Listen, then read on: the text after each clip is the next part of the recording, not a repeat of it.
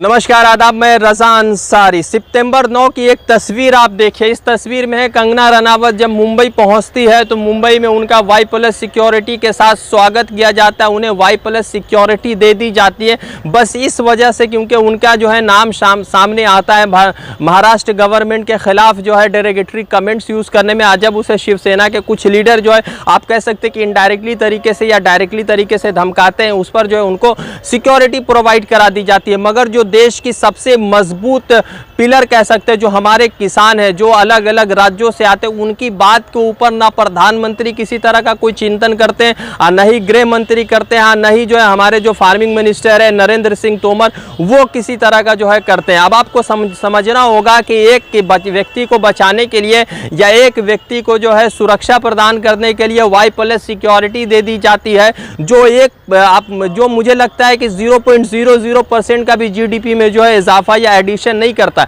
मगर जो हमारे किसान जो GDP का बड़ा हिस्सा अपने जो है मतलब कि अपने ज़रिए से जो है कमाकर गवर्नमेंट को देते, चाहे वो स्टेट गवर्नमेंट हो चाहे या सेंट्रल गवर्नमेंट हो, तो उनको रोकने के लिए हरियाणा पुलिस, मनोहर लाल खट्टर की पुलिस लाठियों के साथ, डंडों के साथ, टीयर गैस के साथ, पानी के छिड़काव के साथ उनका इस्तकबाल करती है। और बूढ़े हो, बुजुर्ग हो, महिला हो, जो कोई भी शामिल हो इस प्रदर्शन में, रैली में, उनके ऊपर जो है लाठियाँ चलाती है। अब आपको बताते हैं कि ये पूरा खेल क्या है और किस तरह से भारतीय जनता पार्टी लोगों की आवाज़ को दबा रही है। अब आपको बताते हैं कि गुरुवार के दिन 26 नवंबर यानी कल के दिन पूरे देश भर में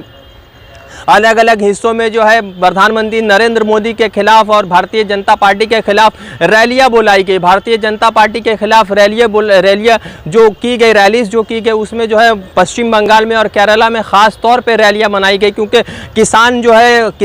किसान को ऐसा लग रहा है और किसान का कहीं ना कहीं ये मानना सही है कि जिस तरह से 3 बिल पास किए गए लोकसभा में, बिल का जो पूरा फॉर्मेट था वो जून के महीने में तैयार होता है, मगर सितंबर के महीने में जो है लोकसभा और राज्यसभा में बिल पास होता है। 3 बिल पास होते हैं। आप उतना जो है बिल का पूरा नाम मत समझिए, आप ये समझिए कि ये 3 बिल क्या है। पहला बिल ये आता है कि एसेंशियल कमोडिटीज़ का जो स्टॉक होता था कि आप इतना लिमिटेड स्टॉक रख सकते, उसको मुकम्मल तौर से ख़त्म कर दिया गया। दूसरा तरफ ये है कि जो भी किसान मंडी के बाहर अगर अनाज बेचना चाहते हैं वो अनाज बेच सकते। तीसरा जो पॉइंट ये है कि कॉन्ट्रैक्ट फार्मिंग शुरू कर दी गई है कि कोई भी बड़ा उद्योगपति या कोई भी मिलियनेर बिलियनेर आपके घर में आकर आपका जो जगह को जो है भाड़े पर ले सकता है, उसमें जो है कॉन्ट्रैक्ट ले सकता है, उसमें फार्मिंग कर सकता है। इसमें जो छोटे वर्ग के किसान हैं उनकी ज़िंदगी पूरी ख़त्म हो जाएगी और उनको कुछ हासिल नहीं होगा। और जिस तरह से MSP जो है उनका अब मुकम्मल नहीं रहेगा, फिक्स नहीं रहेगा, MSP आगे पीछे होगा, उसमें जो छोटे वर्ग के किसान हैं उनको बड़ा नुकसान होगा। तो 26 नवंबर को यानी कि गुरुवार के दिन पूरे देश भर में, खास करके बंगाल में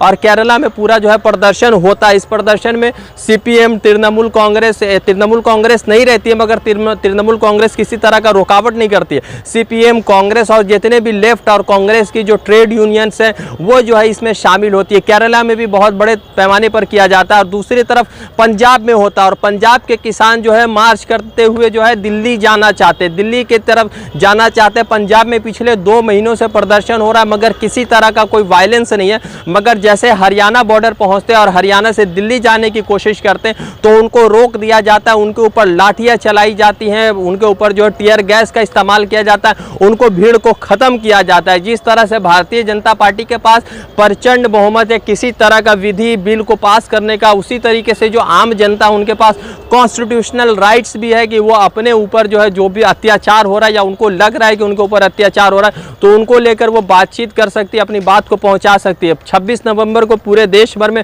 कॉन्स्टिट्यूशन डे मनाया जाता है, मगर भारतीय जनता पार्टी, आप कह सकते हैं कि प्रधानमंत्री नरेंद्र मोदी एक तरफ तो जो है नितिन याहू को या एक तरफ दूसरी तरफ जो है ट्रंप को जो है एयरपोर्ट से जाकर रिसीव करने जाते हैं, मगर जो जितने किसान हैं, जो हमारे हिंदुस्तान के सबसे स्ट्रॉन्गेस्ट पिलर है, उनको उनकी बात सुनने के लिए उनके पास टाइम नहीं है, ना ही उनसे मिलने की कोशिश करते हैं। अब सवाल ये पैदा होता है कि ये किसान अगर दिल्ली पहुंचते हैं और किसान जब दिल्ली पहुंच जाएंगे तो भारतीय जनता पार्टी का कौन मिनिस्टर इनके सेवा में आएगा, कौन इनसे बात करने आएगा, या दिल्ली पुलिस में भी जो है जो केंद्रीय शासित राज्य है